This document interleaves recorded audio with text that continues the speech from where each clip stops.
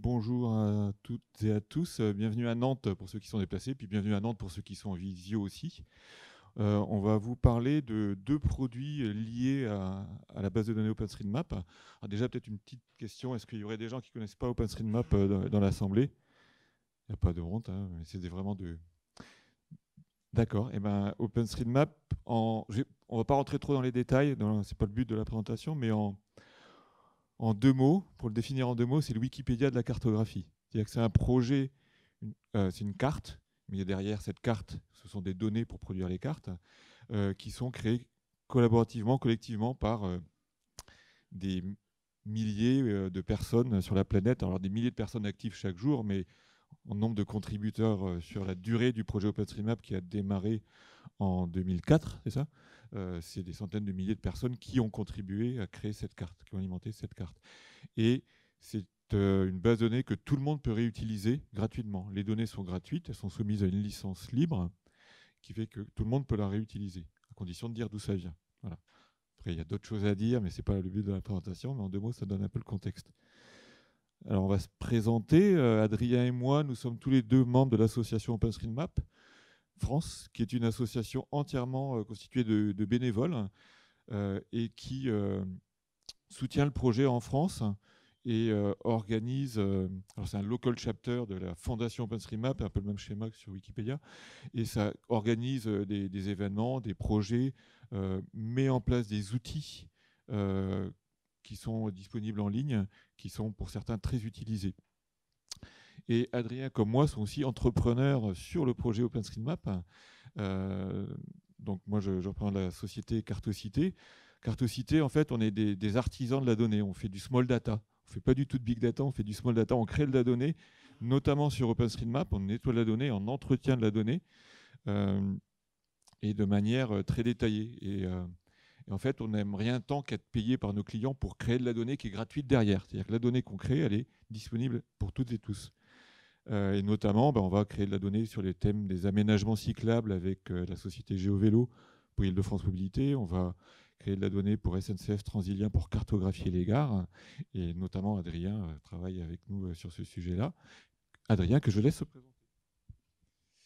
Bonjour à tous. Donc de mon côté, Adrien Pavie, je suis entrepreneur indépendant en géomatique et développement logiciel, donc spécialisé autour de l'analyse de données géographiques. Et du coup, OpenStreetMap, effectivement, c'est un projet pour moi qui est assez essentiel puisque c'est un projet sur lequel je viens créer des outils, mettre à disposition des solutions pour mes clients. Et donc un projet sur lequel j'ai commencé l'aventure d'abord en tant que bénévole, et puis ensuite j'ai fondé ma structure d'indépendant autour de ce projet, mais pas que. Donc voilà, dans l'idée d'avoir une activité qui va être justement autour de cet écosystème. Et donc écosystème que je laisse Antoine présenter. Alors, on parle de données géographiques et typiquement, un géomaticien, donc c'est quelqu'un qui utilise un système d'information géographique, manipule des données qui sont organisées en couches. C'est-à-dire qu'il va avoir une couche ou un calque, un peu comme quand on fait du graphisme, qui représente les limites administratives, l'autre la voirie, l'autre les bâtiments, l'autre le réseau électrique, l'autre les maisons, un autre les commerces, etc. C'est la manière dont il travaille. Dans OpenStreetMap, c'est pas du tout comme ça en fait. Dans OpenStreetMap, on met tout dans le même paquet. C'est-à-dire qu'au même niveau, dans la même couche quelque part, enfin vraiment au même niveau, on va mettre tous les types d'éléments que j'ai mentionnés précédemment. Euh, Pour autant, dans OpenStreetMap, bien sûr, on a plein de thématiques et il existe plein de cartes qui montrent les différents, enfin qui valorisent différentes données en fonction de différentes thématiques. Là, par exemple, la carte des aménagements cyclables qui montre les pistes cyclables, les bandes cyclables. Au passage, OpenStreetMap, c'est quand même la base de données de référence pour les aménagements cyclables. Il n'y a pas d'autre base de données au monde qui, euh, qui définit, qui représente les aménagements cyclables de toute la planète de manière homogène. Il y a que les collectivités qui peuvent avoir ça chacune dans sa collectivité, mais de manière homogène, il n'y a que OpenStreetMap. Un autre exemple de carte, c'est la carte des transports en commun. Donc on va trouver les bus, les tramways, les trains, les stations de location de vélos.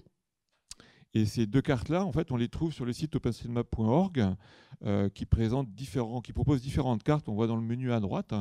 Donc il y a un choix de cartes disponibles sur ce site-là. Pour autant, il y en a plein d'autres, des cartes OpenStreetMap.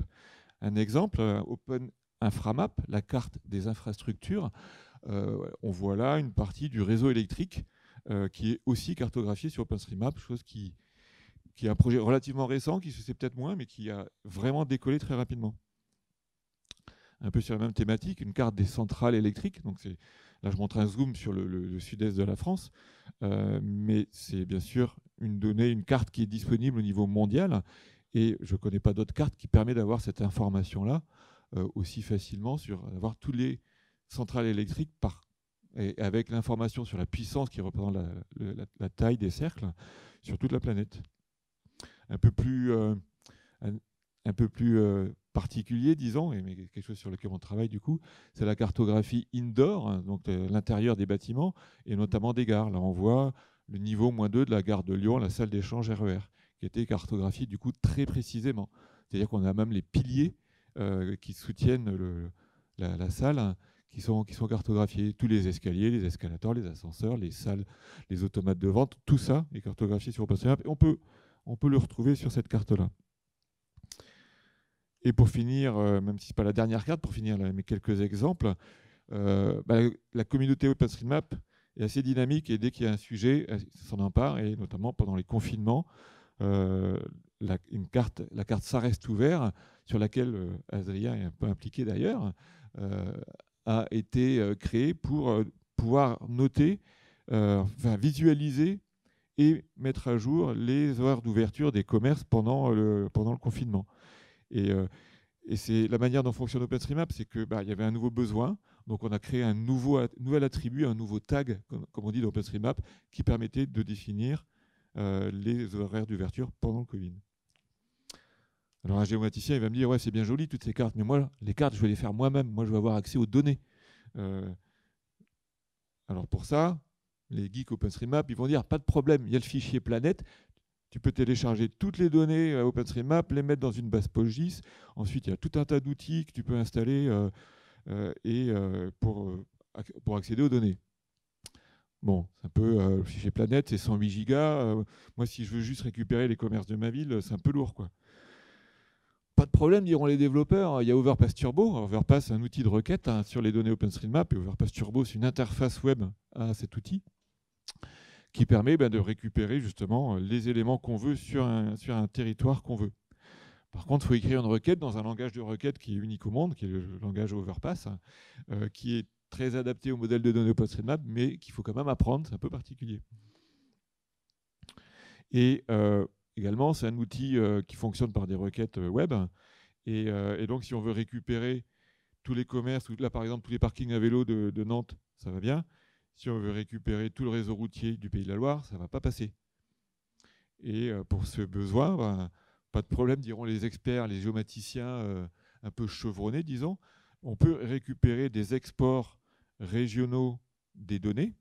Il y a notamment la petite société allemande GeoFabric qui met à disposition cet outil de téléchargement où les données sont mises à jour chaque nuit. On les a à l'échelle des pays et des régions. En France, on a choisi de garder les anciennes régions parce que c'était une taille plus facile à manipuler. Et on les a au format Shape, qui est un format géomatique assez classique, mais dans lequel il n'y a pas toutes les données, et dans un autre format dans lequel il y a toutes les données. Et après, on a tout un tas d'outils pour manipuler ça, les intégrer dans une base de données, dans un système d'information géographique, pour faire des fils, des requêtes, etc. Bon, c'est un peu technique, quand même. Alors, face à ce constat, deux projets ont émergé récemment, et c'est pour ça qu'on vient vous les présenter, qui permettent justement d'extraire les données plus facilement sur un territoire donné, sur une thématique donnée, et d'explorer également les données en question. Donc le premier d'entre eux, c'est GeoDataMine, que je laisse Adrien vous présenter. Donc, effectivement, ce premier outil, GeoDataMine, qui a été développé en lien avec l'association Open Data France, a pour vocation d'être vraiment le plus simple possible pour accéder à certaines données thématiques d'OpenStreetMap. L'idée, c'est de pouvoir accéder en 3 clics à l'information sur une thématique et un territoire donné dans un format tout à fait standard géomatique. Donc on a cette interface en fait qui est très simple, on a 2 champs à remplir, on fait télécharger et là on a accès à une donnée OpenStreetMap prête à l'emploi, à jour et très facile d'utilisation. Et donc, on a directement dans cet outil une vingtaine de thèmes qui sont représentés, donc des thèmes qui sont assez variés, hein, qui vont de la thématique commerce à tout ce qui est voirie, aménagement cyclable, tout ce qui va être santé. Enfin, on a plein de sujets qui vont intéresser en particulier les collectivités locales, mais pas que, des sujets qui peuvent intéresser tout un chacun. Et donc, cette vingtaine de thèmes, on peut aussi facilement demander l'ajout d'une nouvelle thématique. En fait, il y a un petit fichier de configuration que moi-même j'écris pour décrire une thématique. Donc, si vous avez des besoins particuliers sur un sujet, vous m'envoyez un petit mail et puis vous me dites, bah voilà, j'aimerais bien voir ce thème-là apparaître. Et il pourra être ajouté assez facilement. L'outil est très simplement configurable pour une personne qui sait l'utiliser. Pour les utilisateurs classiques, on a vu l'interface, c'est vraiment assez simple. Et donc en termes d'export, on a possibilité donc, de choisir son territoire. Il y a différents niveaux de maillage qui sont proposés. Donc que ce soit la commune, que ce soit l'intercommunalité, donc communauté de communes, métropole, etc. On peut faire à l'échelle départementale et on a également des exports nationaux qui sont proposés. Donc récupérer en fait toutes les données thématiques à l'échelle de la métropole assez facilement. Au niveau des formats, on a 4 formats principalement proposés, donc des formats classiques qui vont parler aux personnes qui travaillent dans la géomatique, mais pas forcément que, les personnes qui peuvent être habituées à manipuler de la donnée de manière générale. Donc du format tableur type CSV, du format GeoJSON, Shapefile, et les formats Excel type XLSX. Et donc vraiment l'idée qu'il faut retenir, c'est que 3 clics suffisent pour récupérer l'information. On a un outil qui se veut vraiment le plus simple possible. C'est difficile de faire vraiment beaucoup plus simple que ça. Et en termes d'utilisation, on imagine j'ai envie de récupérer tous les commerces de Nantes. Et je vais remplir le petit formulaire, donc choisir la thématique commerce. Je commence à saisir le nom du territoire, donc je mets Nantes, il va me proposer Nantes Métropole dans une liste. Après, on a d'autres petites options si on a envie de changer le format de fichier, etc. Mais normalement, on peut juste faire télécharger et récupérer les données qui sont présentées ici à droite. On a l'ensemble des points qui représentent tous les commerces de Nantes et de ses alentours. Donc là, on est vraiment sur quelque chose d'hyper facile en termes d'usage.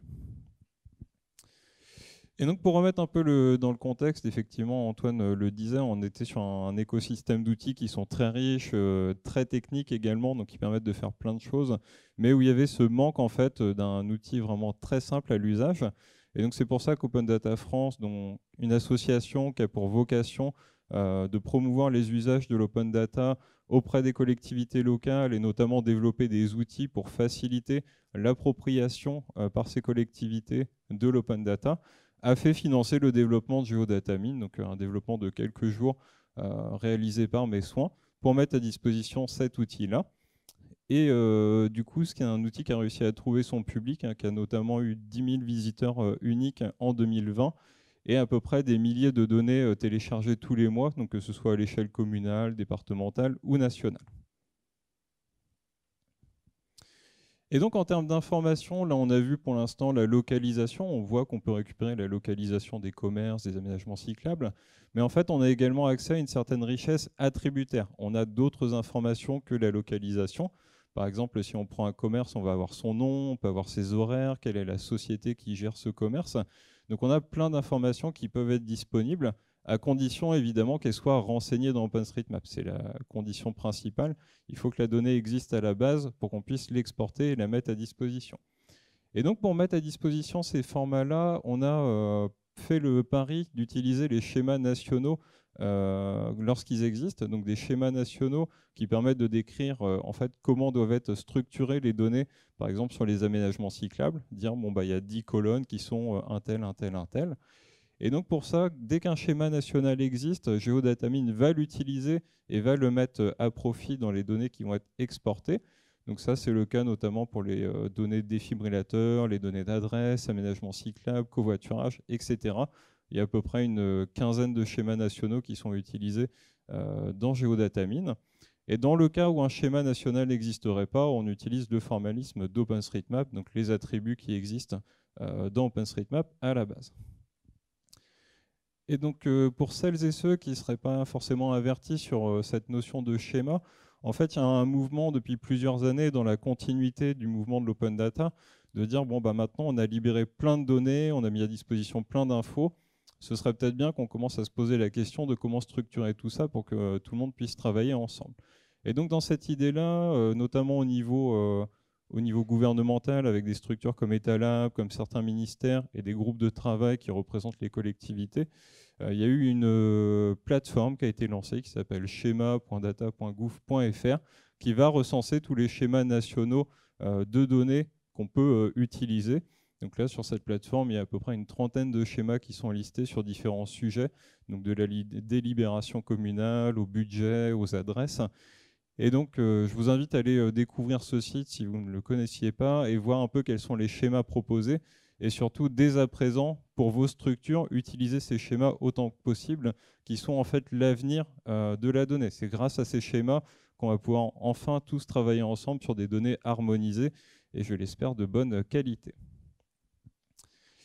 Et donc, pour participer à GeoDataMine, la première étape, c'est tout simplement de l'utiliser, de faire partie de cette communauté d'utilisateurs, de faire découvrir l'outil autour de vous.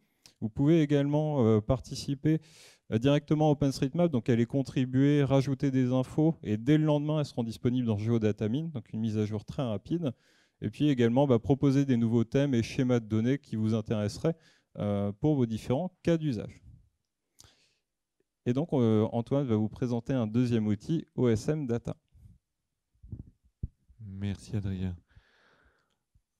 OSM Data est un objectif un peu différent et ça permet aussi d'exporter des données dans un format géomatique, mais la première vocation de OSM Data, c'est d'explorer toute la richesse des données OpenStreetMap et d'inciter les gens à contribuer de manière assez riche justement au niveau attributaire.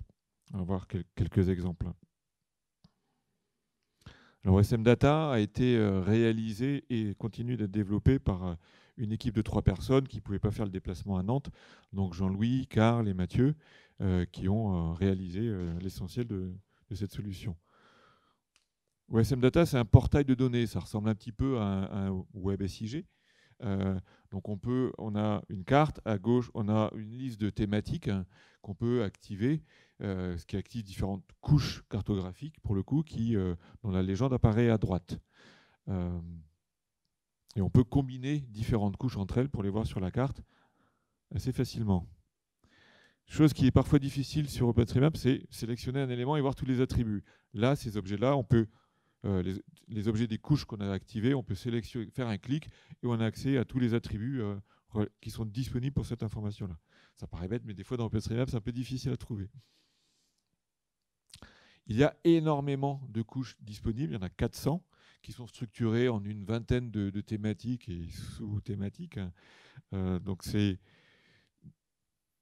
très très riche. Là, il y a quelques exemples avec, par exemple, les cairns. On trouve dans OpenStreetMap des éléments de petit patrimoine. Une fois de plus, des choses difficiles à trouver ailleurs. Donc on a une couche avec tous les pigeonniers.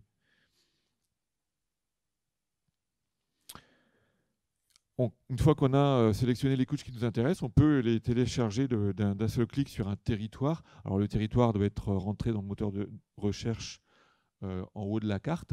Donc Nantes Métropole, il met en surbrillance le périmètre de Nantes Métropole et on peut exporter les données dans le format GeoPackage qu'on peut ensuite insérer dans un SIG directement. Les différents échelons auxquels on peut télécharger sont la France, la région, le département, les EPCI et les communes. Alors je disais, un des objectifs, c'est vraiment de valoriser tous les attributs, toute la quantité d'attributs qu'il peut y avoir dans OpenStreetMap. Là, c'est un exemple qui montre des parcelles de vignes. Alors à gauche, c'est le rendu OpenStreetMap standard. On a les petits pictos qui représentent les vignes. Et à droite, c'est le style qui a été ajouté dans OSM Data. Alors après, on peut discuter sur l'esthétique du style, mais là, la volonté, c'était de montrer en fait 2 attributs qui sont indiqués sur les parcelles de vignes, à savoir l'orientation des vignes et le cépage. Information qu'on peut mettre dans OpenStreetMap. Et il n'y a pas, à ma connaissance, d'autres outils qui permettent de le voir aussi facilement. On peut aller beaucoup plus loin, et notamment par le système de style. Alors, OSM Data repose sur une architecture qui utilise QGIS Server, pour ceux qui connaissent. C'est très lié à QGIS, ça bénéficie du moteur de rendu de QGIS qui est très puissant. QGIS, c'est un système d'information géographique libre. Il sait très bien lire les données OpenStreetMap et il y a de plus en plus de géomaticiens de collectivités qui l'utilisent. Ce que ça veut dire, c'est que un géomaticien peut créer un style et le proposer pour l'ajouter à OSM Data. Et là, on a un exemple de style assez poussé. En fonction du niveau de zoom, en fonction de l'échelle à laquelle on visualise les données, on va avoir plus ou moins de détails. Donc là, ce sont les lampadaires à un niveau incirculé.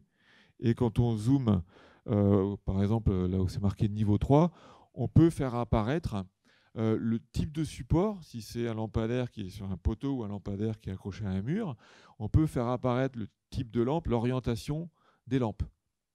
Et quand on zoome encore plus, on peut faire apparaître l'identifiant au niveau de la collectivité du lampadaire. Donc ça peut devenir un outil de gestion des données pour les collectivités.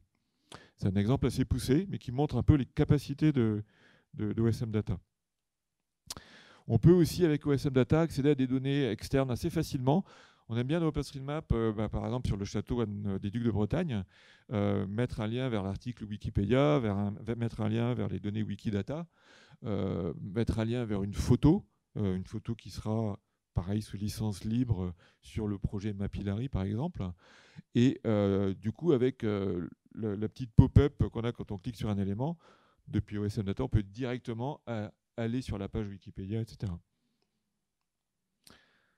Alors, je vais reprendre un peu le même slide, pardon pour l'anglicisme d'Adrien. OpenStreetMap, on aime bien faire participer tout le monde. Et donc, parlez-en autour de vous, essayez de l'utiliser. Vous pouvez proposer des couches, demander des couches, proposer des styles si vous êtes géomaticien et que vous connaissez QGIS.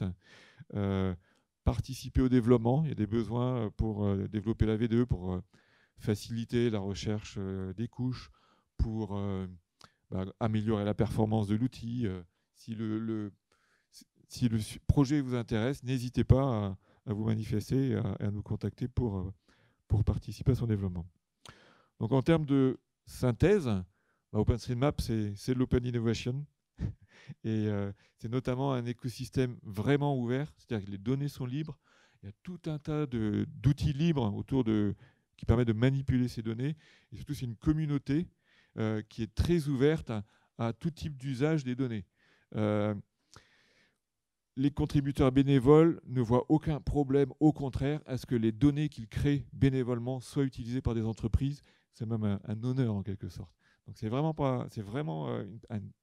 une particularité d'OpenStreetMap, cette ouverture et cet échange. C'est aussi une filière économique, OpenStreetMap.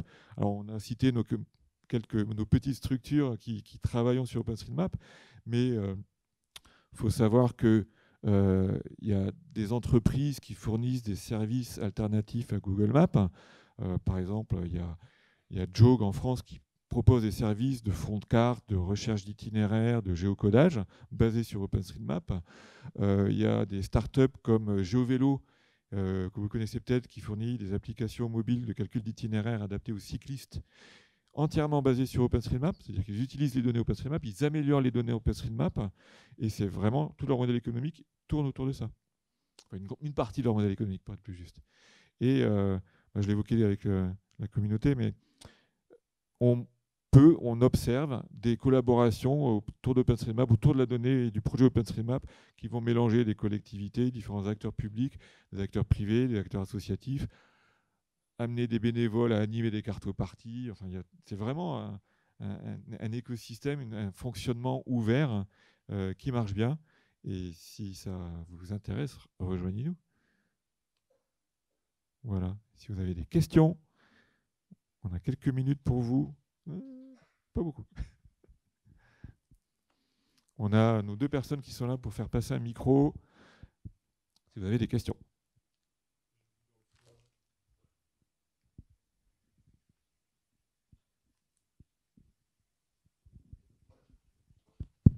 Bonjour et merci beaucoup pour les présentations. Une simple question, comme les data, vos outils fonctionnent aussi hors de la France ? Je suppose que comme c'est français, en tout cas pour certains. Alors, modules de OpenStreetMap, c'est recherche, vraiment un projet mondial. Il a démarré en Angleterre. ça oui, mais vos deux outils à vous. Ah, les outils. Ah, alors, OS, non, je crois pas. Non, les deux outils sont vraiment conçus pour les données sur la France. Ouais. Ouais, c'est aussi une question de capacité des serveurs derrière, quoi. Ah, ok. On a vu que les données mondiales, c'est 108 gigas rien qu'en fichier. Mhm. Donc, Juste pour préciser, comme les outils sont complètement libres et le code source est ouvert, tout à chacun peut reprendre le code source et remettre en place une instance pour un autre pays, hein. Ça, c'est tout à fait possible. Là, c'est pas fait parce qu'effectivement, on travaille plutôt à l'échelle France nationale. Mais si quelqu'un veut se lancer demain aux États-Unis, au Congo, n'importe où, il peut très bien le faire. À partir du moment où il y a cette capacité en fait, de traitement, une petite machine et puis un petit peu de savoir-faire derrière. Mais c'est tout à fait possible. Ok, merci.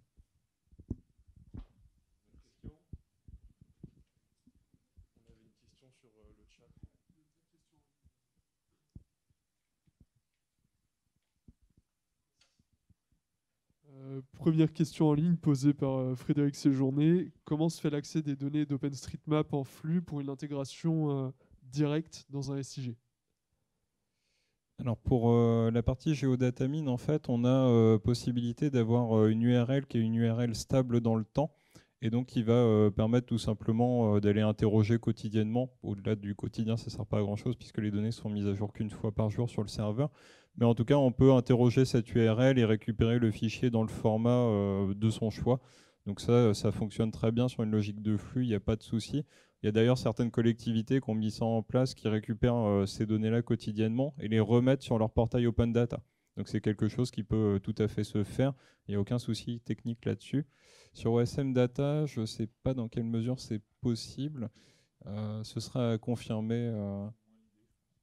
Ouais, c'est un petit peu moins l'idée sur OSM Data, c'est plus un outil de visualisation. Donc après, c'est des choses qui peuvent être discutées, hein. C'est un outil dont le développement est toujours en cours, donc il y a possibilité, si vraiment ça intéresse du monde, de travailler là-dessus. Ok, merci. Il y a une deuxième question en ligne de la part de monsieur Michael Gallien. Comment dans les deux outils sont gérés le multinommage?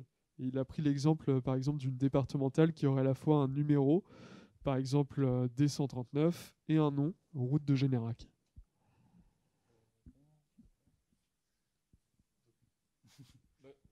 alors, les multinoms dans OpenStreetMap, on peut mettre les noms dans plusieurs noms, en fait. Non seulement, disons, un nom officiel, un référentiel de route, mais on peut aussi mettre des noms dans différentes langues. Si on regarde la ville de Nantes ou le château des Ducs de Bretagne, dans les tags OpenStreetMap, on a le nom dans une vingtaine de langues. Et tous les langues sont possibles. Et donc, quand on télécharge les données, on récupère ça sous forme d'attributs clés-valeurs, en fait. Ok, merci. J'espère que ça répond à la question. Je pense. Est-ce qu'il y a d'autres questions?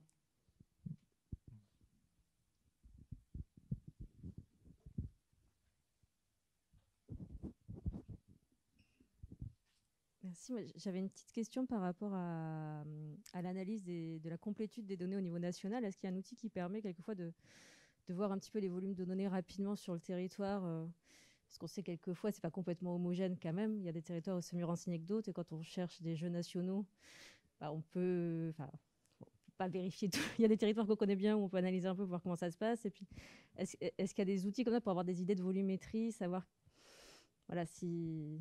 Alors moi, je pense à un outil qui est développé par un labo de recherche en Allemagne, dont le nom m'échappe pour le moment. C'est une question où c'est difficile d'avoir une réponse, de toute façon, de dire la donnée OpenStreetMap est à jour et complète sur tel territoire, sur telle thématique, parce que c'est au bon vouloir des contributeurs. Oui, non, bien sûr, mais c'est vrai qu'avoir quelques éléments, même statistiques simples, ça pourrait quand même donner un ordre de grandeur, quoi. Alors en fait, il y a une autre complexité, c'est que pour savoir si c'est complet ou pas, il faudrait déjà avoir un référentiel complet, ce qui n'est pas le cas sur une bonne partie des données où ASM se distingue. Sur les aménagements cyclables, par exemple, il n'y a pas de base nationale des aménagements cyclables. La référence est OpenStreetMap. Donc après, il y a quand même moyen d'avoir des statistiques, de faire un peu une analyse de complétude, notamment au niveau attributaire. Et donc là, c'est en ça que des outils comme GeoDataMine sont intéressants, puisqu'on peut avoir un export national et voir sur toutes les données du pays quels sont les taux de remplissage de chaque colonne, etc. Après, il n'y a pas d'outil prêt à l'emploi qui va fonctionner dans tous les cas. Il y a eu plusieurs initiatives de labos de recherche, des initiatives individuelles. Mais voilà, c'est plus un travail qu'il faut faire de son côté selon la thématique qui vous intéresse. Et puis après, c'est plus la technique du doigt mouillé. Hein. C'est de dire, en contribuant, on sait bien que telle ou telle thématique est plutôt bien représentée. Donc en discutant en général avec la communauté, ça permet d'avoir un premier retour sur les manques autour de telle ou telle thématique qui peuvent être ensuite qualifiés de manière un peu plus précise. Merci.